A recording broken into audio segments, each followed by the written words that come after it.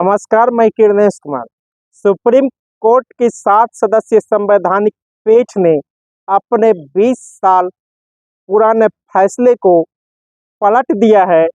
अब आरक्षण के कोटे के भीतर भी कोटा का निर्धारण करने का फैसला दिया है।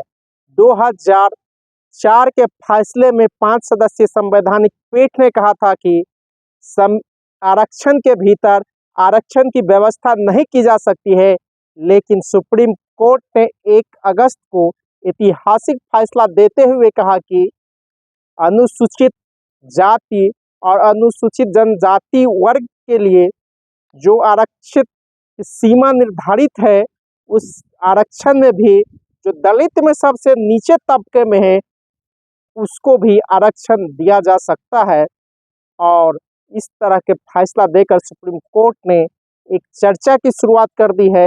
और जिस तरह ओबीसी आरक्षण में क्रीमी लेयर निर्धारित है, उसी तरह एसटी और एससी में भी आरक्षित क्रीमी लेयर का निर्धारित करने का निर्देश दिया है। पंजाब सरकार ने 2006 में वहाँ की वाल्मीकि जाति के लिए जो सबसे पिछड़े जाति है, उसके वो 50% आरक्षण देने का फैसला लिया था। दलित के लिए जो आरक्षण की सीमा है, और उसे सुप्रीम कोर्ट में लगातार चुनौती दी जाती है, उसी के आधार पर फैसला दिया है। यानी बिहार में जो 22 दलित जातियां हैं, इस 22 में से नीतीश कुमार ने 21 जातियों को महादलित घोषित कर दिया था। सिर्फ एक जाति पासवान को दलित रहने दिया था, और कई सुविधाएं इस महादलित जाति के लिए शुरू की गई थी। यानी नीतीश कुमार का जो फार्मूला बिहार में दलित और महादलित का था, उस फार्मूला पर सुप्रीम कोर्ट ने मुहर लगा दी है। इसके साथ ही साथ समाजवादी नेता शरद यादव और राजद सुप्रीमो लालू प्रसाद यादव भी महिला आरक्षण में जो आरक्षण के भीतर आरक्षण की मांग करते थे, उस पर भी एक तरह से सुप्रीम कोर्ट ने मुहर लगा दी है। समाजवादी नेता ने जिस तरह महिला आरक्षण में कहा था कि महिला आरक्षण लागू हो, लेकिन इसमें एससी, एसटी और ओबीसी वर्ग के महिलाओं के लिए भी आरक्षण की सीमा निर्धारित होनी चाहिए।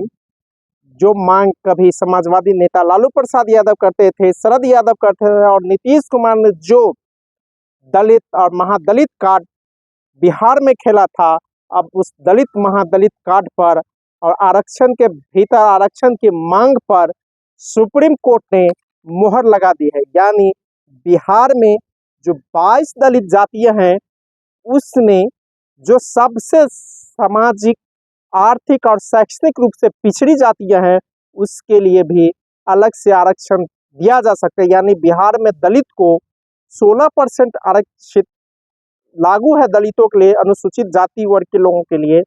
उसमें अब मुसहर सहित अन्य जो दलित में जो कमजोर जातियां हैं शैक्षणिक आर्थिक रूप से, उसके लिए भी इस 16 में अलग से व्यवस्था करने का प्रावधान किया जा सकता है। इस तरह के फैसले सुप्रीम कोर्ट ने दिए हैं।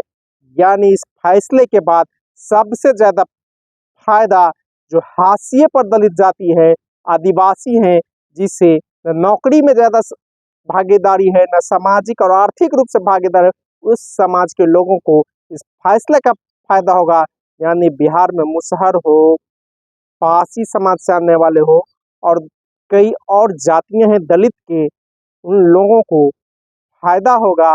और पासवान, रविदास यानी राम सहित और कई जातियां हैं जो पहले से आर्थिक रूप से मजबूत है और शैक्षणिक रूप से भी, उसे इस फैसले के बाद नुकसान उठाना पड़ सकता है। धन्यवाद। मैं किरणेश।